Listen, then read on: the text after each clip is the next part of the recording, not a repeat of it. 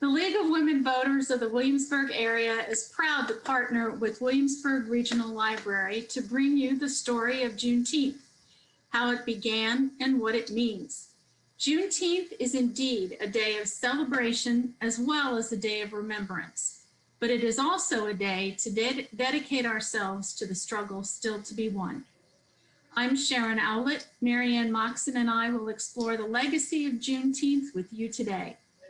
History has always been close to our hearts, and we are honored to take you on this American journey of freedom, despair, perseverance, and joy.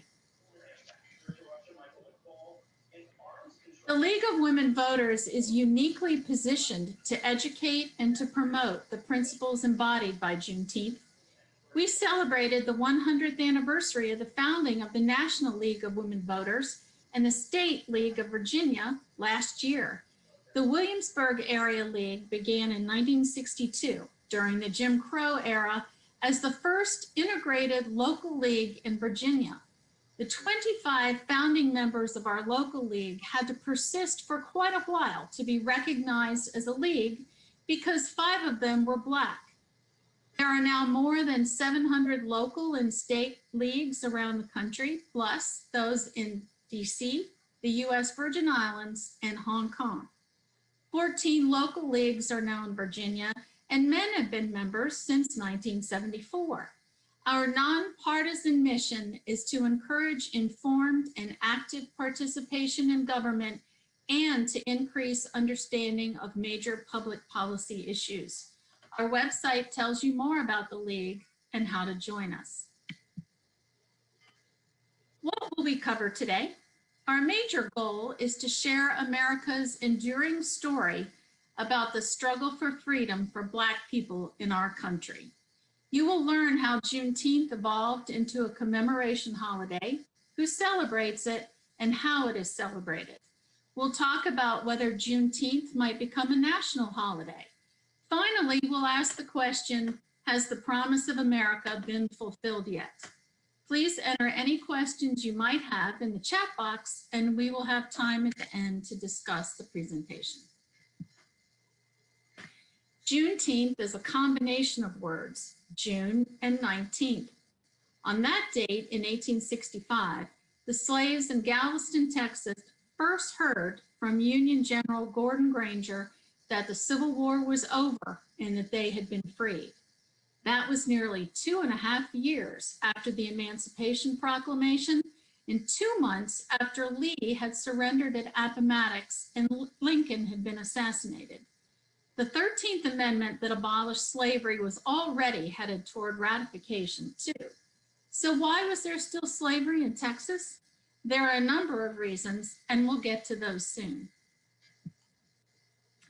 This is the wording of that order number 3, containing the words of the Executive of the United States, President Lincoln, who had been assassinated 2 months earlier.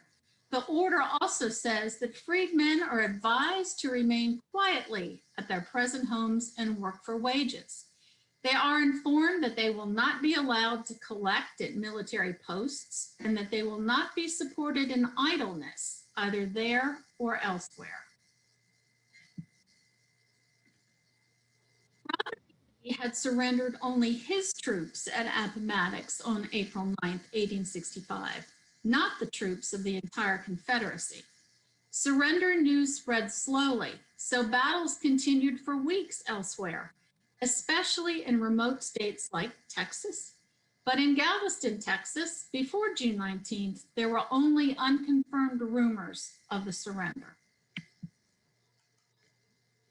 Let's take a look at the Emancipation Proclamation, one of the top 10 most important documents in our country's history, as well as one of the most misunderstood.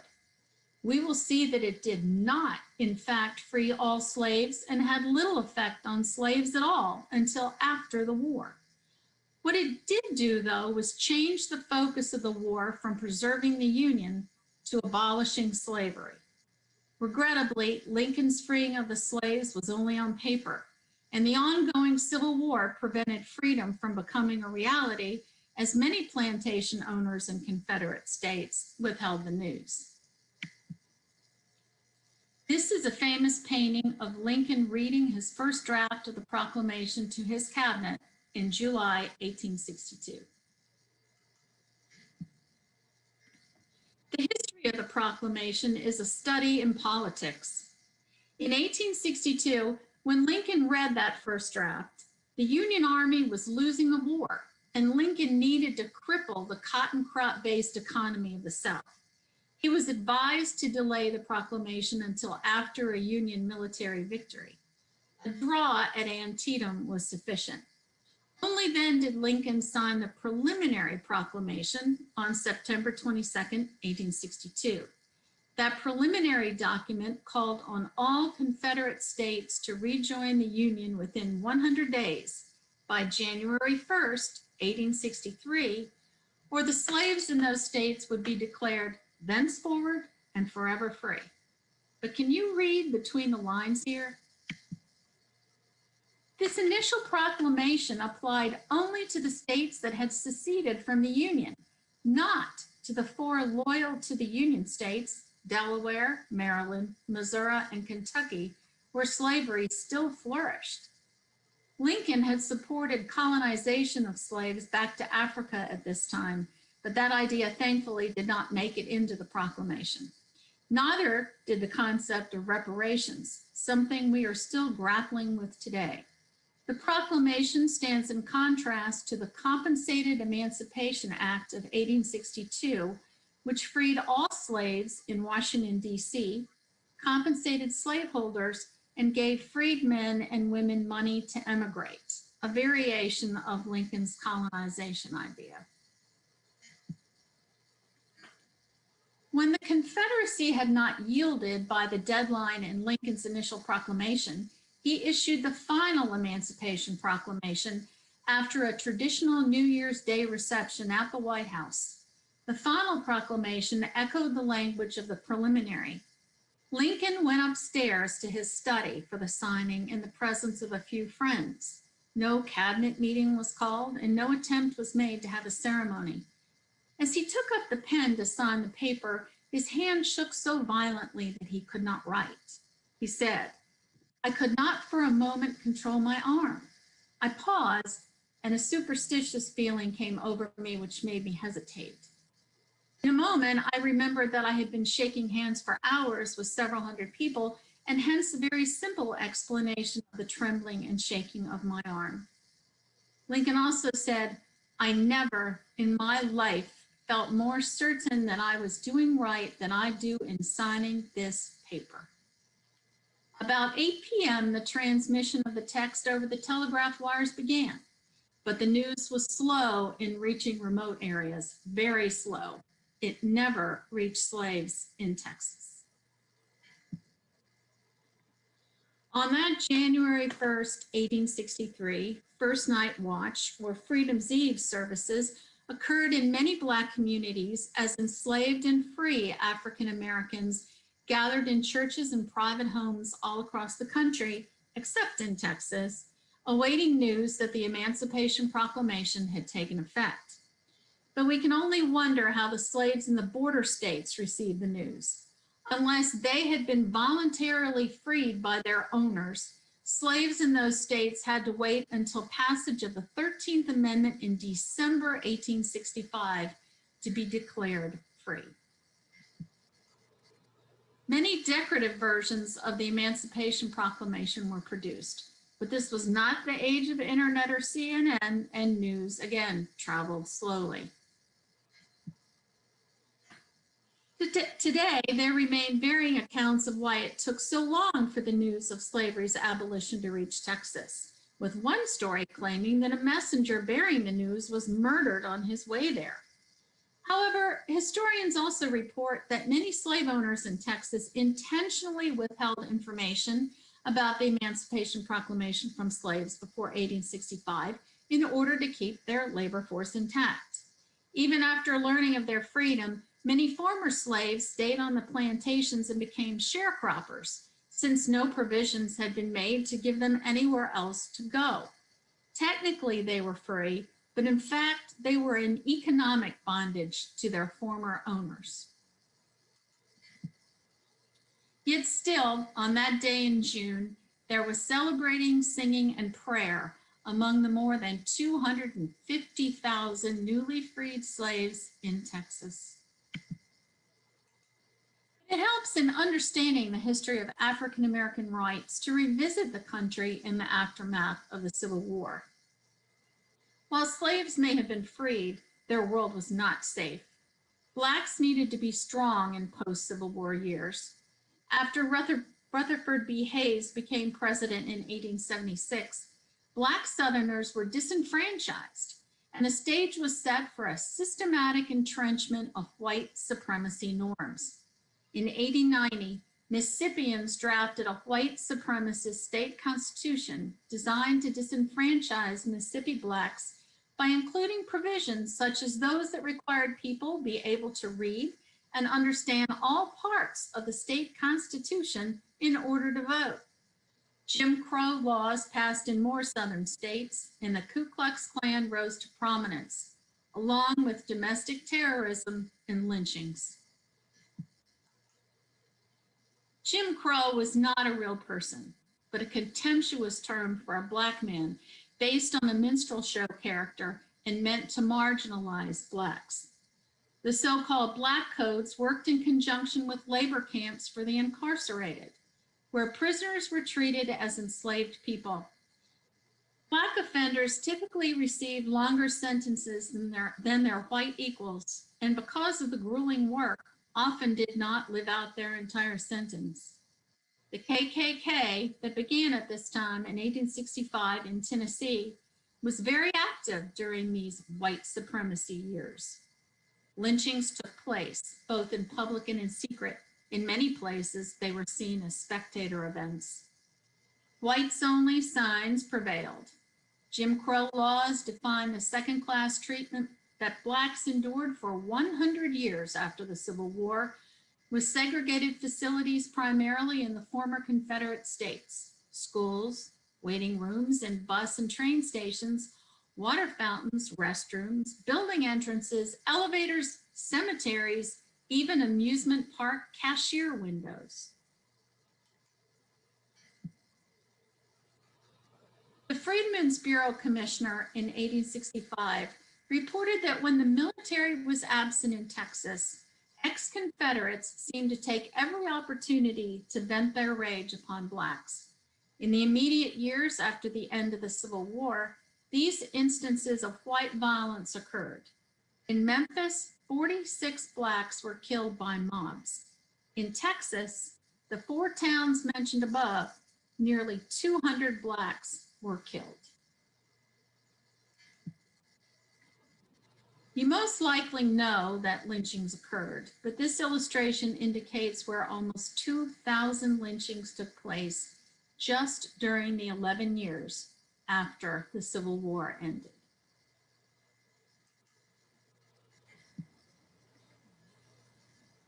All of this activity occurred despite the 3 Reconstruction amendments to the Constitution, which were designed to entrench the rights of freed slaves as full American citizens. But the amendments were incomplete and flawed, which allowed the former slave states to start chipping away at the rights those amendments supposedly granted. Slavery only ended legally after the 13th Amendment was ratified on December 6, 1865, and it had a major loophole. The amendment freed all slaves with this language: neither slavery nor involuntary servitude, except as a punishment for crime whereof the party shall have been duly convicted, shall exist within the United States or any place subject to their jurisdiction. 9 states use that phrase, except as a punishment for crime whereof the party shall have been duly convicted, to develop a convict leasing system that began after the Civil War and continued until the 1940s. A theft of $10 was grand larceny. Vagrancy was a crime, and once convicted, felons could not vote. Denying the vote to felons continues today in many states. 3 years later, the 14th Amendment guaranteed all persons born within the United States the right to citizenship, regardless of their status as former slaves, and gave the federal government the right to punish any state that abridged its citizens' rights. It would become the foundation for many civil rights lawsuits in modern times. 6 years later, the 15th Amendment, the last of the so-called Reconstruction Amendments, granted Black men the right to vote. Along with the 13th and 14th Amendments, the 15th was designed to establish political equality for all Americans. But what was the reality? Convicted felons still could not vote, and Jim Crow laws and other discriminatory practices like literacy tests and poll taxes, especially in the South, kept Blacks away from the polls for many more decades. The reality was that the Jim Crow era existed for a full century after the Civil War ended. The beginning of the death knell for voter suppression occurred in Alabama. On March 17, 1965, in Selma, approximately 600 unarmed, primarily African-American marchers, organized by John Lewis and Hosea Williams, were violently driven back by state troopers, sheriff's deputies, and a mounted posse after they crossed the Edmund Pettus Bridge. 1 minute and 5 seconds after a 2-minute warning was announced, the troops advanced, wielding clubs, bullwhips, and tear gas. John Lewis, who suffered a skull fracture, was one of 58 people treated for injuries at the local hospital. The horrifying images from that day spread across the country and led shortly thereafter to the passage of the Voting Rights Act of 1965. The Voting Rights Act of 1965 put an end to literacy tests, poll taxes, and other voter suppression tactics.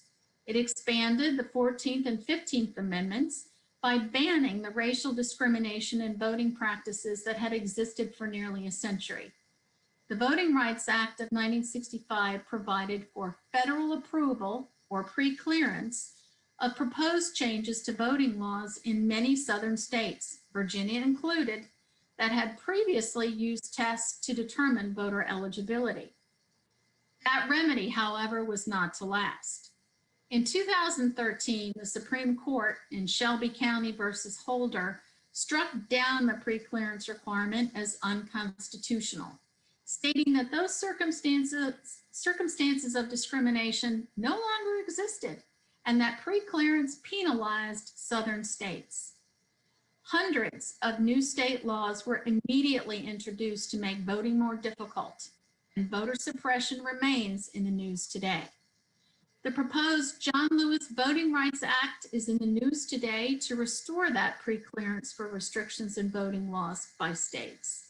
Follow the progress or lack of progress in seeing it passed by Congress.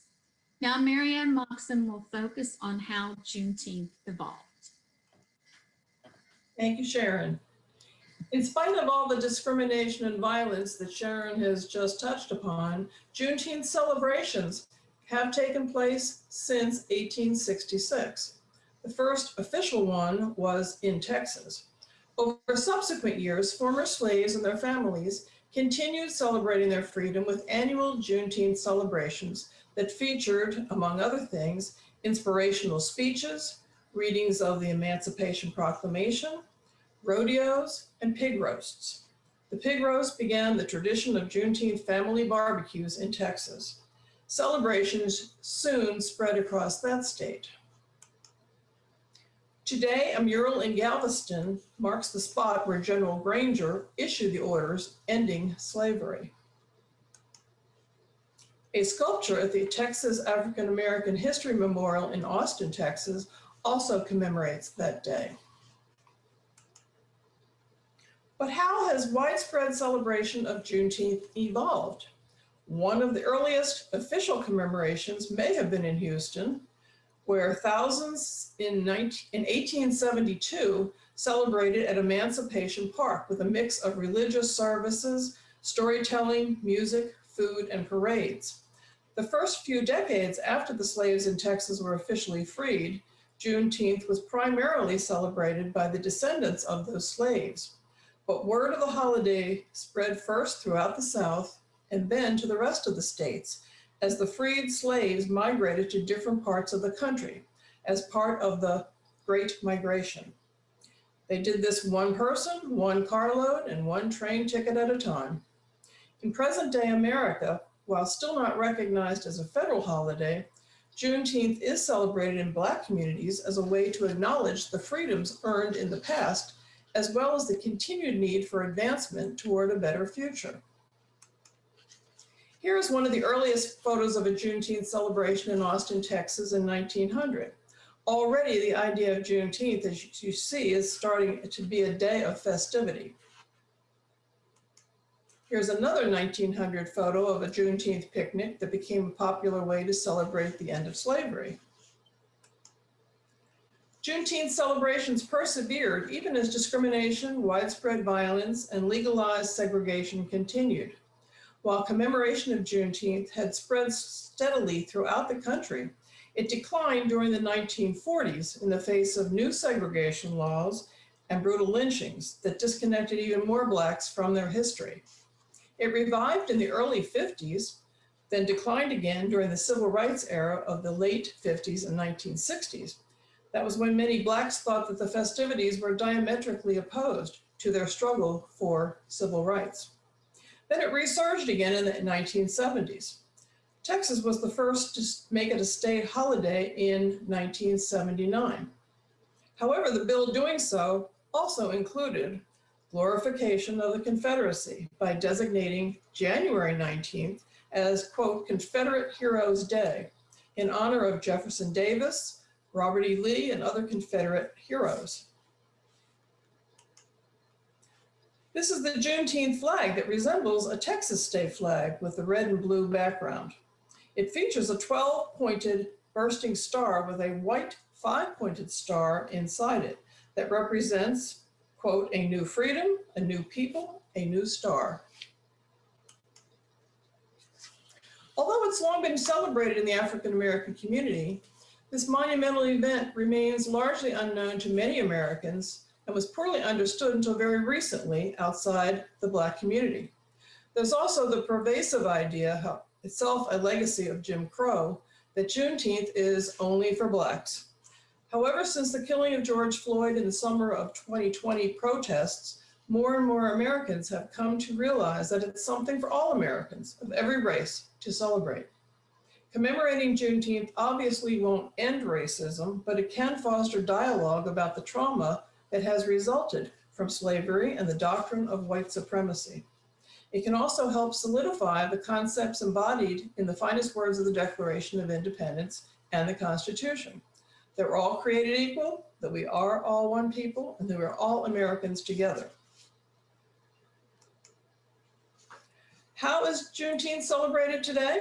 The scholar Henry Louis Gates captures it well.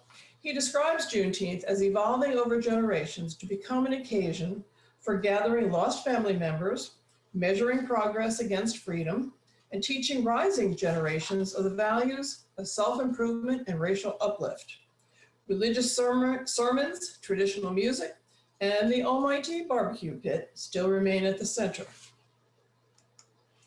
Red foods are popular at Juneteenth celebrations. In some West African cultures, the color red signifies strength and a resilience in the face of bondage. Red drinks have links to the fruits of two native West African plants, the kola nut and the hibiscus. When crushed into a powder, then added into water, the kola nut creates a reddish-brown refreshing drink that we know so well. By the 1920s, red-colored carbonated drinks like the Texas-made soda Big Red became part of Juneteenth culinary tradition. I lived in Texas from 1981 to 1991, and I don't remember ever drinking Big Red. I don't even remember seeing it. Despite the shamefully incomplete and inadequate road to true equality for Black Americans, Juneteenth remains the hallmark for the beginning of freedom. Over time, Juneteenth has been called Emancipation Day, Jubilee Day, Juneteenth National Freedom Day, Juneteenth Independence Day, and Black Independence Day. Despite its symbolic importance, the day has faced competition from other emancipation holidays, and it's long been overshadowed by July 4th. Some are even quite ambivalent about the recent prominence of Juneteenth celebrations. Though not a federal holiday yet, 48 states and Washington, D.C. have all passed legislation recognizing Juneteenth as either a state holiday or a day of observance. Only Hawaii and South Dakota have not recognized the holiday yet. Some people have mixed feelings about companies such as Google, Twitter, and Nike making Juneteenth a company-recognized holiday. Yet many others publicly lobby for Juneteenth to become a national holiday. Here is 94-year-old Opal Lee. She's one of the most visible proponents for Juneteenth. She walked from Fort Worth, Texas to DC a few years ago, inspiring millions of Americans to sign her petition on change.org. She was recently recognized as an honoree of the International Peace Honors for being a, quote, voice of peace, for her activism and support for Juneteenth. A national holiday commemorating Juneteenth would spur not only conversation about the origins of our current racial and political conflicts, but would also prompt vitally necessary education about white supremacy and its still frequently seen manifestations in policies and political actions. Currently, voter mobilization nonprofit Next Gen America is circulating an online petition calling on Congress to recognize Juneteenth as a national holiday. You can Google that if you want to join and sign on to that petition. In 2020, Pharrell Williams joined Virginia Governor Northam in announcing that Juneteenth would now be a paid state holiday in Virginia. But COVID precautions made celebrating that day last year very difficult. As Americans shed light on the injustices the Black community has endured due to racism, Juneteenth becomes a major part of the conversation. But we have to be careful that the revitalized interest in African American history and culture and the almost warp speed at which Juneteenth discussions are happening do not commercialize this holiday, lessen the meaning of it and the impact of it for the Black community, and indeed for all of us as Americans. As Americans debate whether Juneteenth should be celebrated as a leisure holiday, a national holiday, or a day of reflection and service, the happy medium might be a little bit of both. There is no specific way of celebrating Juneteenth. In certain regions in the northern US, such as New England, people may focus their celebrations on oratory or prayer, while in other regions like Texas and Louisiana, family cookouts and barbecues may be the form of celebration that take place. For those who wish to celebrate Juneteenth this year and many years ahead, there are ways to ensure that the day does not become commercialized and remains meaningful. Learn something new about Black culture and African American history. Register voters, support Black-owned businesses, and check out what is happening locally this coming Saturday. While it is still cool this coming Saturday morning, you can check out the parade, which is starting in Highland Park, going down Lafayette Street and Richmond Road to the Vintage Car Show in Bicentennial Park. Members of the Williamsburg Area League of Women Voters will be in this parade and later registering voters all day at Bicentennial Park. There will be drummers, singing, dancing, and bell ringing that morning. Then, after that, there's more from Colonial Williamsburg and William and Mary. From 10 to 11 on Saturday, you are invited to join the commemoration on Market Square off Dog Street. That's just farther down from Merchant Square. Later, move on to the Custis Square archaeological site, where you can learn about Pompey, Alice, Jack, and the other enslaved men, women, and children who lived and worked at Custis Square. This is not fiction. Talk with archaeologists as they work to understand how the landscape at Custis Square reflects the presence and contributions of enslaved people. Guided tours begin at 10:30 and 1:30, and you can converse with an enslaved man who liberated himself from John Custis IV. This community event is open to the public, and it is weather dependent, but it's looking pretty promising right now. There are quite a few recent books covering the history of Juneteenth for those who want to learn more. I checked out the library inventory yesterday, and the latest one on Juneteenth by Texas Annette Gordon Reed was published this year, and it appears that the library has it ordered, and I'm already on the wait list. The last one by Henry Louis Gates is available as an ebook. The one I'm on the wait list for on Juneteenth is a sweeping story of the integral importance of Juneteenth to American history, as told by the Pulitzer Prize-winning historian and Texas native, Annette Gordon-Reed. It's a stark reminder that the fight for equality is ongoing. Finally, voting remains key to finally realizing the promise of Juneteenth. Why have Blacks struggled so long and so hard to obtain the right to vote? Why have so many people fought and are still fighting to keep some Americans from voting or to make it more difficult? Every vote is important. Voting is the cornerstone of American independence and American freedom. Voting is the true equalizer. And to that point, we ask the question, has the promise of America been fulfilled yet? This video from one of the League of Women Voters national partners captures the answer in this. It's a very short video. Please stay tuned after this to ask any questions. It's all of 58 seconds. They tried to silence me. They tried to block me. They tried to deny me. To scare me. To scare me.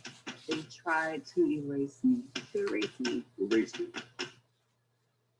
They tried to keep me down. Keep me down. Keep me down.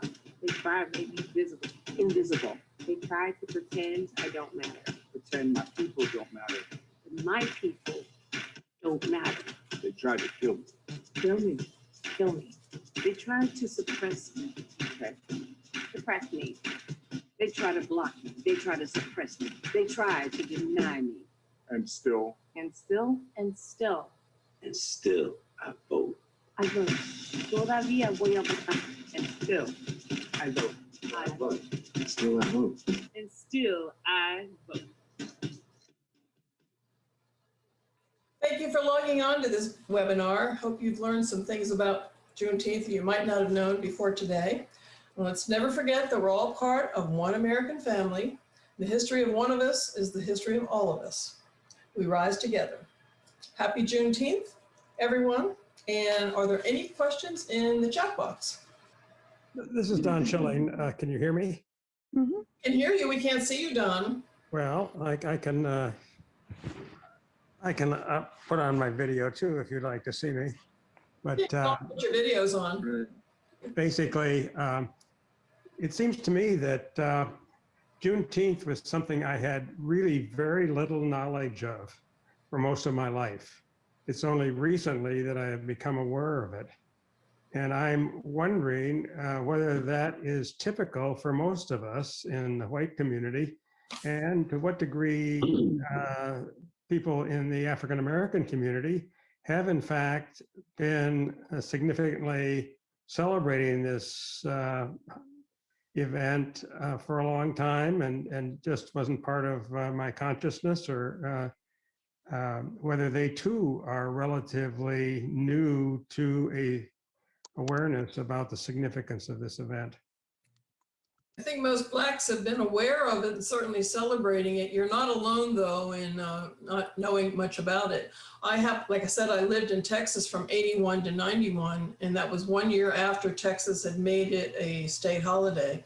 So I was very aware of it during the years we lived there. I did not participate in anything during those 10 years, and I'm going to change that on Saturday because Pete and I are going to be part of the parade, and I know Marianne Simpson and a lot of crew is going to be registering voters at Bicentennial Park. So it's the misconception that it is for Blacks only, because we all should be much more aware of certainly the history behind it. And I'm not going to drink that big red soda though.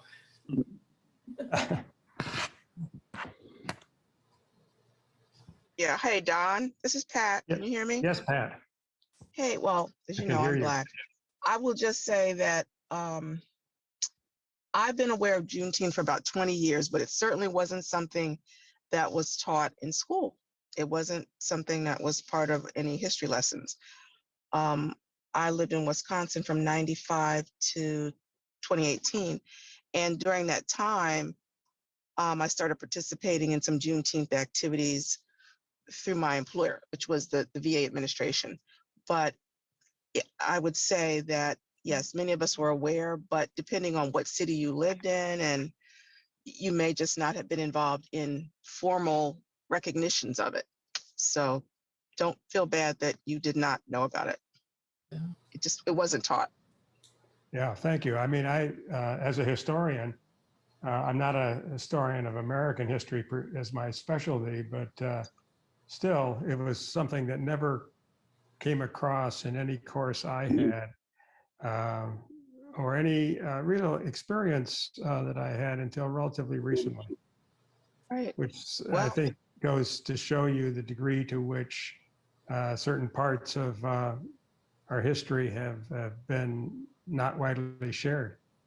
right. That's another example. Exactly. Yeah. Pat, was it celebrated though in the Black community, even though it wasn't taught? Well, that's what I'm saying. There were often parades, things at picnics. I've lived, in different parts of the country, but I'm saying that I was not really aware of it till sometime, maybe within the last 20 years.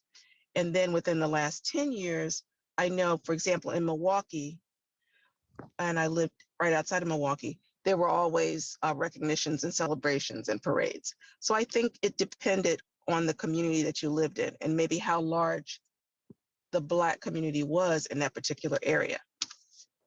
Yeah, I'm wondering if there's a difference between the South and the North on that. Judy, I can chip in on that. When I was younger and living in New York City, Juneteenth was absolutely celebrated, but it was only celebrated really within the African American community.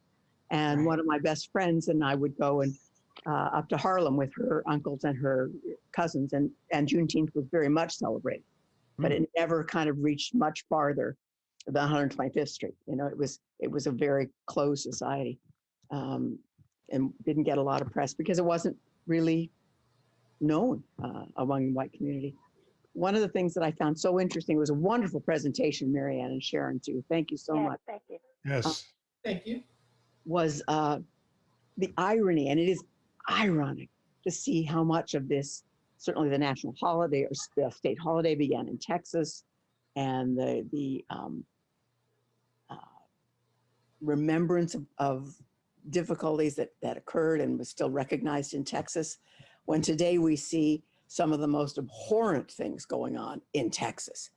And sometimes it feels like, 2 steps forward, 3 steps backward. Texas makes me crazy. Anyway, that's all. Sorry. Thank you. I mentioned the fear that the holiday will become commercialized. And, I don't even know that the party shops are even open anymore. I think they all fell apart during COVID. But when you start seeing Juneteenth aisles with decorations, I think that's when you know it's gone overboard. Yeah. And that the true meaning of the holiday has been commercialized. Hi, my name is Hello, my name is Jacqueline Gardner. Can you hear me? Yes, we can. Yes. I've lived here all my life, and my husband, Dennis Gardner, and I remember celebrating Juneteenth as a family event. My grandmother talked to us about it, and I remember her telling stories, and this was something we celebrated as if we were going to a 4th of July party. Families got together and potlucking, picnics, and it was a day celebrated. My father was born in 1905, so we had a long time talking about Juneteenth. And my grandmother also told us about it and what happened. And so I want to celebrate this with you and tell you that we celebrated Juneteenth in our family in Williamsburg, James City County. Thank you for sharing that. That's good to know. Yeah, it was a good celebration. It was time for family to get together and eat and talk and share stories. Thank you, Dwight, for co-sponsoring this with us. And Yes, thank you for the wonderful program. I will go ahead and stop the recording now.